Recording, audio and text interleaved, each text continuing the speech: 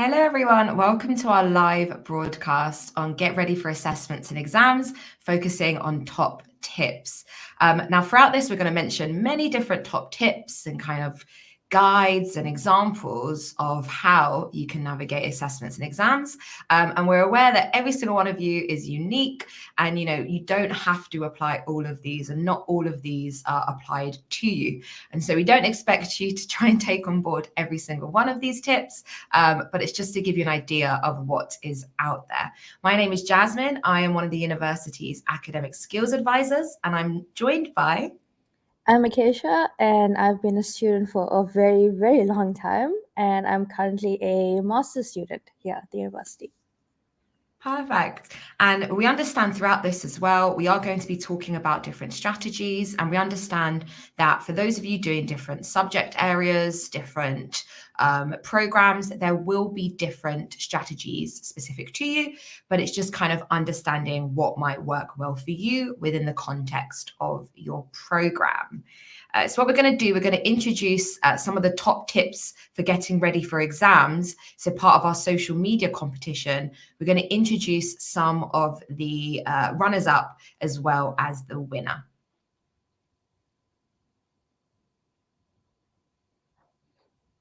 Okay, so the first tip that we have here is about doing things to not let stress win. Allow yourself a day off, keep mindfulness activities present, challenge negative thoughts. Don't let yourself fall into the trap of thinking a bad grade is the end of the world, because it is not. Give yourself a break and you work much harder when you're not panicking, which is so true, I can say from firsthand experience.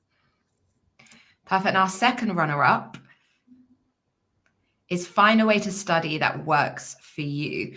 And as I mentioned kind of at the beginning of this, revision techniques aren't a one size fits all. And so it's figuring out what works best for you and tailoring different tips, different strategies specific to your needs.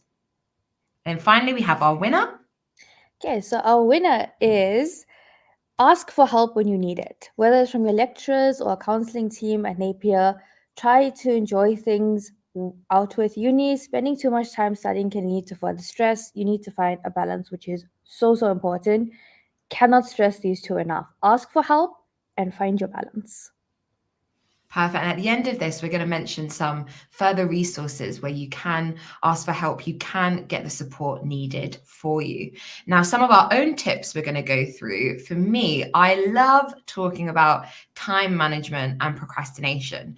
And within time management, it's always key, as highlighted within the competition runners up and winner, is that it's key to find a healthy balance within your personal life, but also studying. As a university student, we aren't expecting you to spend every waking minute studying or working. It would lead to burnout. So it's about finding that healthy balance. I think that's quite key. With regards to procrastination, I always encourage students to tackle the quote unquote hardest tasks at their peak time. And the reason why I say your peak time is that looks different for different people. For some people, they're more of a morning person. I personally am not. And so you may work more efficiently in the morning. You may be more productive in the afternoon. You may find that in the evening, you work best. So it's about tackling those at specific times. Also, at the university, we have organized a co-working collective for students as well. So I always believe that procrastination is very, very easy to fall into when you aren't necessarily being held accountable. So we have a co-working collective that's being run, and it's going to take place at Mercaston Library. And it's a great way to, beat procrastination, to get motivated, as you will be working alongside other people. And that doesn't mean necessarily collaborative working. You can be from different programs. It's just about working in a space where other people are studying together, and so you feel less of that urge to procrastinate. Okay, and moving on to one of my favorite tips is the Pomodoro technique. And I think a lot of people might already be working with it, but for me specifically, I have been studying for a very, very long time, but I do have ADHD, which I discovered very, very late in life. And the whole idea of this technique is that you study at your own pace. So if you can study for 25 minutes and then break for 10, you keep doing that. If you study for 45 and break for 15, you do that. But the thing I love most is there are apps that can actually help you with this, and it will time for you. So you don't really have to stress about like, has it been 20 minutes or not? And one of my favorite apps lets you grow a little tree as well. So when your tree is fully grown, you know it's time for you to take your break. So using stuff like that just makes studying like that much more fun, and also works according to how long you can study for, which I love. Perfect. And I think that's a great tip in terms of, preventing burnout from happening, which is very, very easy when you are studying, sadly. Another great tip is kind of utilizing assistive technology. And so, there are so many different resources available to you through the university. So if you literally just Google, or you can go through the My Napier site, but you can Google assistive technology My Napier, and it will take you through to various resources. Things like Claro Read, you can have different color overlays, you can have text read out to you.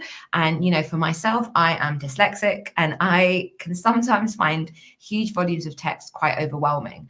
And I often find it easier to have something read aloud to me whilst also reading it myself. And that, in terms of processing, I find far easier. Even if you aren't dyslexic or you don't necessarily have a learning disability of some sort, it can just be beneficial to you. So it's really key to try and find these resources, figure out what might work best for you, and it could actually revolutionize study for you. It can make revising for assessments and exams, writing those different assessments far easier.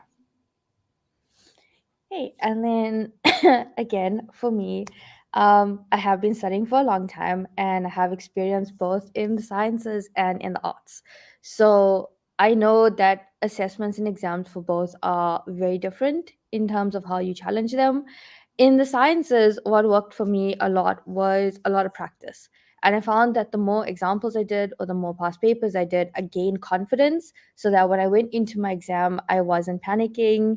I was a little bit more relaxed. I had practiced how I was going to tackle questions. So it's really, really good to get your foundation there. Another thing that really helped me was sticky notes. Sticky notes saved my life. It was like little mini flashcards for me. Just pull up a stack and go through what I need to know, whether it's formulas or it's facts. But then when I moved into the arts, things were very, very different because sometimes you don't really have exams. You have these long portfolios, and that can also cause a lot of stress during deadlines, especially when you've got something building up for 3 weeks and you haven't really worked on it as much as you should have.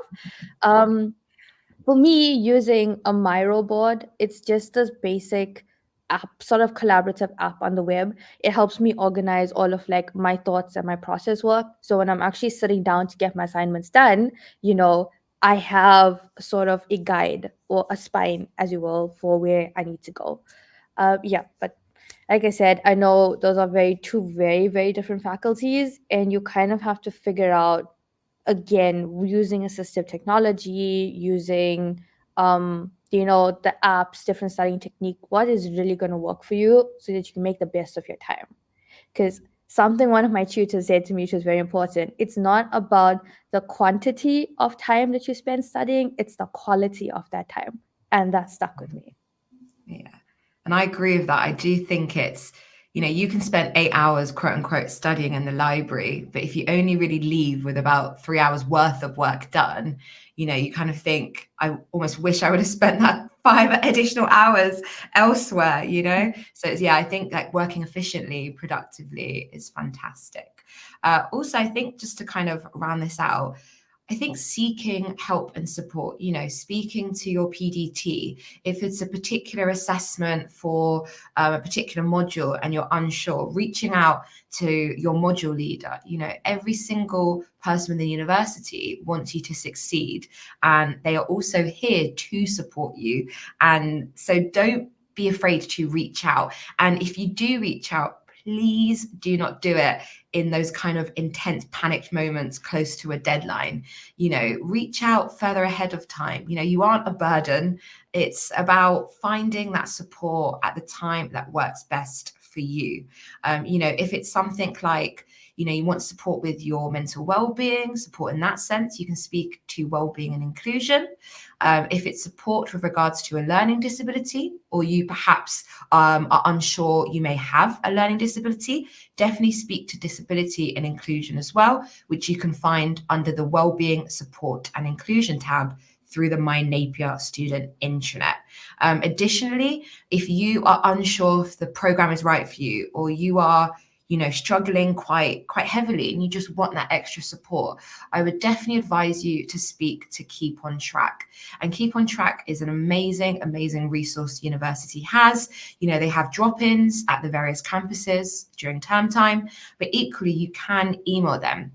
Don't be afraid to reach out, and they can then signpost you to further support. As an academic skills advisor, we've had many students be referred to us by Keep on Track, and they have found that with the right support, they feel more confident within their studies. And then finally, I definitely, as an academic skills advisor, urge students to reach out to our team. You can have a one-to-one with an advisor. We have loads of resources available to you through the My Napier student intranet. So if you go onto the first tab, Your Studies, and then you scroll down and you click on Improve Your Study Skills, there are a vast array of resources, from videos to different skills guides. We have an academic glossary. If you're unsure about all of the somewhat jargonistic terms at university, there is a lot of support available. So we really do urge you to seek it.